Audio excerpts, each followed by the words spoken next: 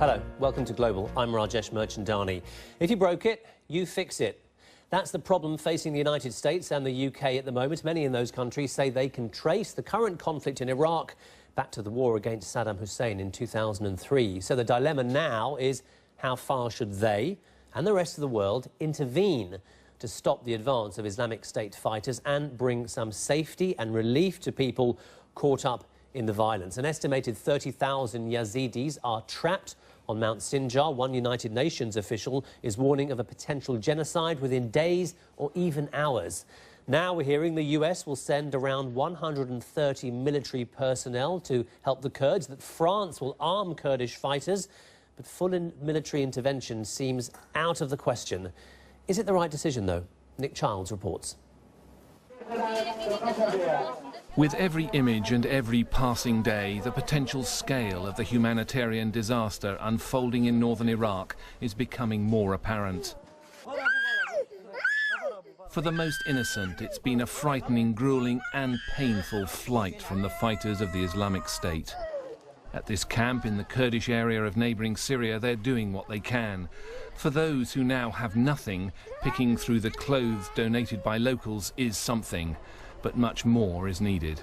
The situation in the camp is still kind of primitive. We're trying to improve it, to make it better, to increase the tents. Lots of people are without tents.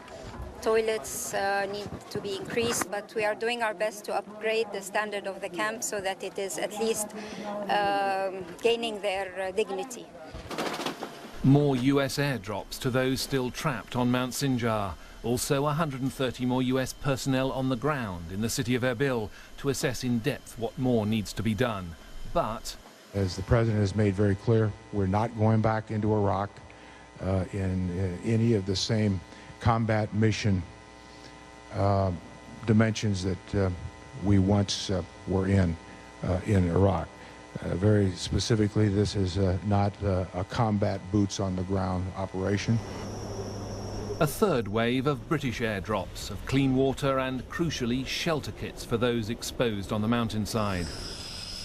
Britain has also sent tornado jets to Cyprus, their task reconnaissance for the humanitarian operation.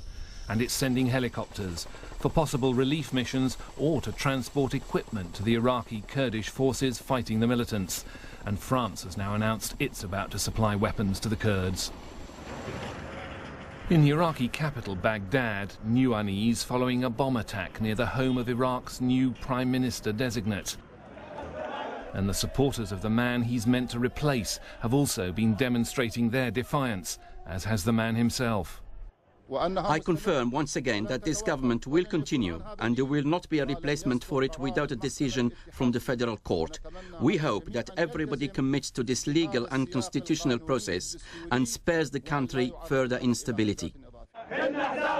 All this will only fuel doubts as to whether Iraq's leaders and people can unite to take on the militants. Nick Childs, BBC News. So chaos, political instability seeming to reign in Iraq. Let's speak now to Lukman Faily, who is Iraq's ambassador to the US. He joins us live from Manchester. Mr. Ambassador, thank you very much for speaking with us. First of all, let me try and get a sense from you about who is actually in charge of Iraq at the moment. Who's leading the government right now? Thank you for having me. We have already an ongoing Prime Minister Maliki. He's in a caretaker situation according to the Constitution. The President and the other politicians are looking into the next phase. As you may know, there are issues regarding with the judiciary regarding the next Prime Minister. But for now, we have our Prime Minister Nur Maliki. He's running Iraq. Except the US wants him to go, Iran wants him to go, even his Shia colleagues don't want him anymore, and he can't unite the country. Well, as I said, this is an issue. We are new to democracy. This is an issue with the judiciaries. They are looking into it. The President's, His Excellency, already nominated a Prime Minister nominee, so that's already taking place. At the same time, the current Prime Minister put a case in court, and we're looking at that. As a democracy, we will have to wait for the result of that. The formation of the government are also taking place. So I think I would say that we're just waiting for that decision. And at this moment, Prime Minister Maliki is the current Prime Minister of Iraq. But time's not really on your side as you wait for that decision, do you? Is it really? No, we have had an issue since, has been escalated since early June. That time has not been with us. We have an urgency for a political process, but we also have an issue with on the ground with relation to ethnic cleansing, in relation to our fight against terrorism. That should not be put aside because of the politics. That's an urgent situation. We need support. America and the United States and others have already placed some support, some Europeans as well. We welcome all of that. We should not wait until the politics sort itself out. That's exactly what I was talking about. Yes, we all know that. What more support, what more help do you think Iraq needs to fight back the Islamic State forces? It's mainly on 3 tracks. You have the humanitarian side, as you news items highlighted that. We need more in relation to aids, airdrops and so on, provisions of sanitations and so on for those who are besieged. So we have basic humanitarian needs in relation to minorities, ethnic cleansing is taking place, so that's an immediate. We also have a political need for cooperation with the neighbors. They are as much as impacted and will certainly be in the near future if we not all act together. And we also need help in relation to the security, where provisions of arms, trainings and so on. We have said that we don't want boots on the ground from the United States. Right, so you're very firm about that, even if they are thinking about it, and we don't know that Washington is even thinking about it. They say publicly they're not. You don't want it. I'm not aware that they are even thinking about it. We have not asked for it. We think we have the troops on the ground. We need training. We need counterterrorism cooperation, certainly. We also need to provide some ammunitions and so on, and we're working on that, and we're paying for that as well. Also, though, the US is now reportedly arming the Kurds. The French have said they will arm the Kurds. The US is sending military observers to the Kurds. It's all going to the Kurds. Why is the Iraqi military taking a back seat in this fight against Islamic State fighters? No, we're not taking back seats. We have fighting across all fronts. The ISIL have recently mounted an attack trying to go into Arbil. That has been the key issue. We are working, we have what we might call joint counter operation centers with the United States and the KRG government. So we're working together. We have too many fronts. Iraq is the forefront or the battlefield for fight against international terrorism. This is not a pure local issue. It should not be looked at from that perspective.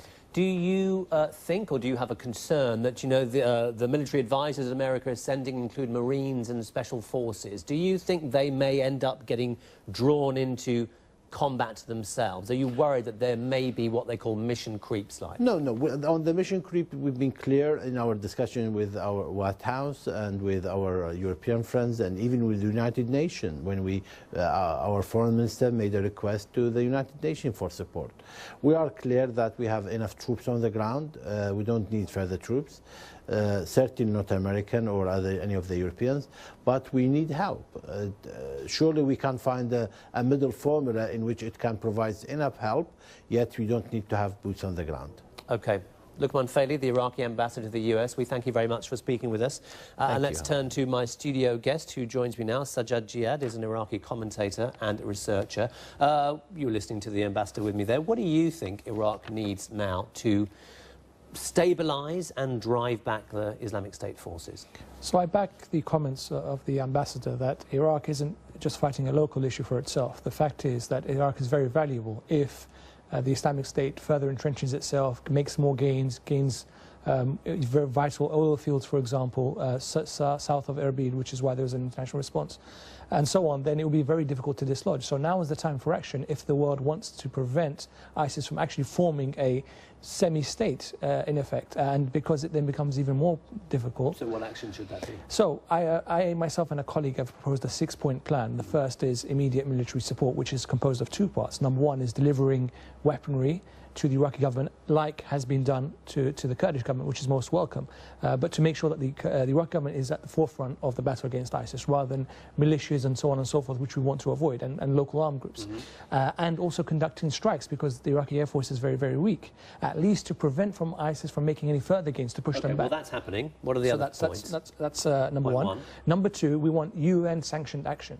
the border between Iraq and Syria has disappeared. There needs to be a way to push ISIS back, at least out of Iraq. If they don't want to act in Syria, let them act in Iraq. So what UN-sanctioned action? Peacekeepers? Yes, on the ground. Put a safe haven for these minorities that are facing genocide. We don't want a situation like Rwanda. It's already happening, and it could be getting worse, and the international community doesn't even know about it on the ground. So let's push ahead with these 6 points. What's number that's three? Number two. Yeah. Number three, we want to make sure that we can secure the southern part of Iraq, which is producing all of Iraq's economy. So it's producing 3 million barrels of oil a day. So that needs to be beefed up, the security. So if it can be supporting the local forces, Iraqi forces, with extra equipment, training and so on, that would be great. Or talking to Iraq's allies on the other side, the international community's allies on the other side of the border to secure the border. That's helpful. Number four, humanitarian aid increase, rather than just dropping packages which are imploding on the ground, actually making sure that we're able to do it more effectively and increase it. And number five, we're looking at making sure that we pressure US allies in the region who have allowed ISIS to become this strong, either through funding or recruitment or extremist breaches. Unfortunately, Saudi and Turkey have been quite lenient with how they've dealt with ISIS supporters. And number six, Iraq has failings. It's a new democracy, as the ambassador said. Let's treat Iraq as an equal. Let's go in and partner with Iraq rather than tell them, you should appoint this guy and get rid of this guy and you're doing it wrong. Treat them as an equal, but as a new democracy. Now, that's an interesting point. Sorry to rush you through your 6 points there, but I do want to ask you some other questions. That last one's very interesting, though. How do you treat Iraq as a partner when there is no political stability in the country? Okay, so firstly, you don't want elements of bias. The Assyrian Christians and the Shia Turkmen and Shia Shebek for 2 months have been massacred by ISIS, but the international community did nothing. And then suddenly the reason has been it's for the Yazidis and it's because of Erbil. How do you think that makes local communities in Iraq feel? They don't feel that they're treated as equals so with the West Kurds has been and Yazidis. too late on the humanitarian side. Right, and not treating them as equals. Shia blood and Christian blood, Assyrian blood and Turkmen blood is no less than Yazidi or Kurdish blood. So that's a very, very important point. And local communities are hostile to the US because of this. And it's happened in 1991 as well, when they allowed Saddam to crush the uprising. The US watched on while the Shia uprising was crushed. And George Bush himself, the president at the time, asked for the population to rise up. So when we talk about treating as equals, it's not just at the political level, but it's actually treating the people in Iraq as equals. Secondly, do you think Haider al-Abadi, the new Prime Minister-designate, can actually recast Iraq as a partner for other countries and also bring political stability? Well, he's had some welcoming comments from the neighbours in the region and also from the international community, which is a good start. I think he'll know that there was failings from the previous government. I don't think that anyone will deny that, but obviously it's a new democracy. So the challenges that come with that, the issues of there is corruption in the armed forces. Nobody will deny that. That's what led to the collapse of Mosul. But we want to make sure that we give him all the support, rather than immediately accuse him of being a similar person to the previous Prime Minister and he's from the same party and so on. Let's say, look, give him a clean slate. Let's push forward as much support to the government, rather than proxies and local groups, which is really unfair. So if you support only the Kurds and not the central government, that's unfair. If you support certain militias, that's unfair. If you support Sons of Iraq and awakening groups and so on, that's unfair. Let's treat everyone as equals in this and, push Iraq forward. OK, inshallah. All right, Sajjad Jihad, thank you very much for coming in and speaking with us.